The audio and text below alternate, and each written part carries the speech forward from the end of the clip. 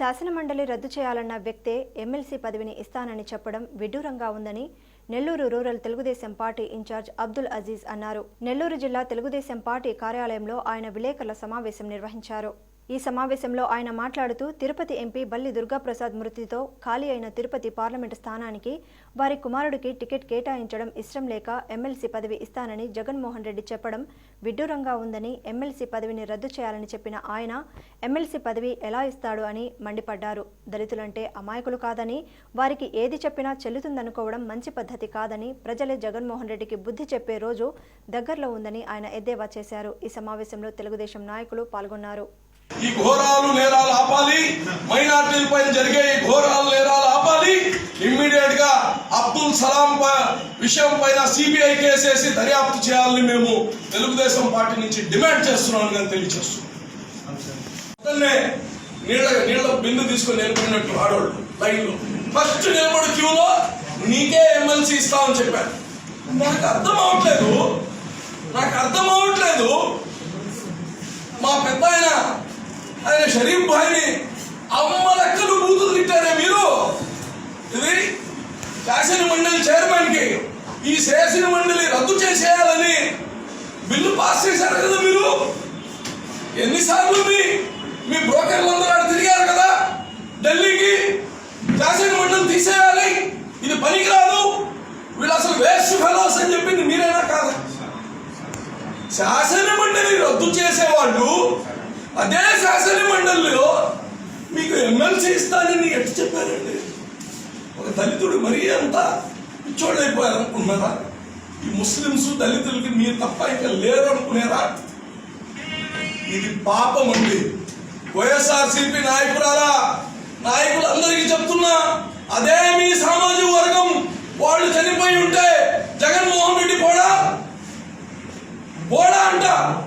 అదే మీ సామాజిక వర్గంలో చనిపోయి ఉంటే వాళ్ళ బిడ్డకి ఎంపీ ఈడా, వాళ్ళ భార్యకి ఈడా. రోజు దళితులు నోరు లేదు, తొక్కేస్తారు మీరు, తొక్కేస్తారు. ఇదే మైనార్టీలు చేస్తే అది, దళితులు చేస్తే ఇది.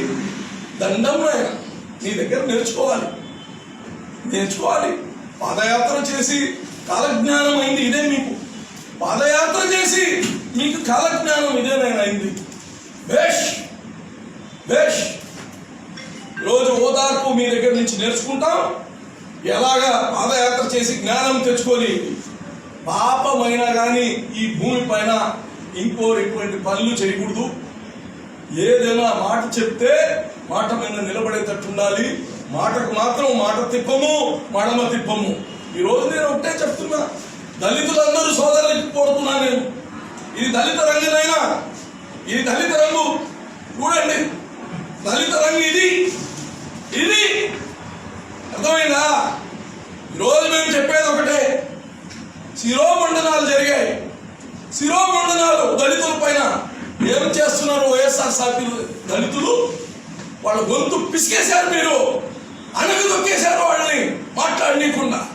డాక్టర్ సుధాకర్ని రోడ్డు పైన పిచ్చోడు చేస్తే ఒక్క మాట మాట్లాడనీయకుండా వైఎస్ఆర్సీపీలో పార్టీలో ఉండే దళితులందరూ గొంతు నొక్కేశారు మీరు. రేపులు జరిగితే దళితుల ఆడపిల్లల పైన గొంతు నొక్కేశారు మీరు. రోజు రాజమండ్రిలో 38 మంది పడవ మునిగిపోయి చనిపోతే ప్రశ్నించిన ఒక మాజీ ఎంపీ హర్షకుమార్ని 45 రోజులు జైల్లో పెడతారు మీరు. ఇక్కడ మదనపల్లిలో జడ్జిని వాళ్ళ ఇంటికి పోయి దాడి చేస్తారు మీరు. బలంనే ఎంత అన్యాయం మీరు, ఎంత అన్యాయం. ఓట్లు వేయించుకుంది వీళ్ళది. మీ శాతం ఎంత అండి? మీ ఓట్ల శాతం ఎంత? గట్టిగా కొడితే 3% లేదు. మీరు ఓట్లన్నీ వేయించుకుని మైనార్టీలది, దళితులతో ఓట్లు వేయించుకొని వాళ్ళ గొంతు తొక్కుతున్నారు.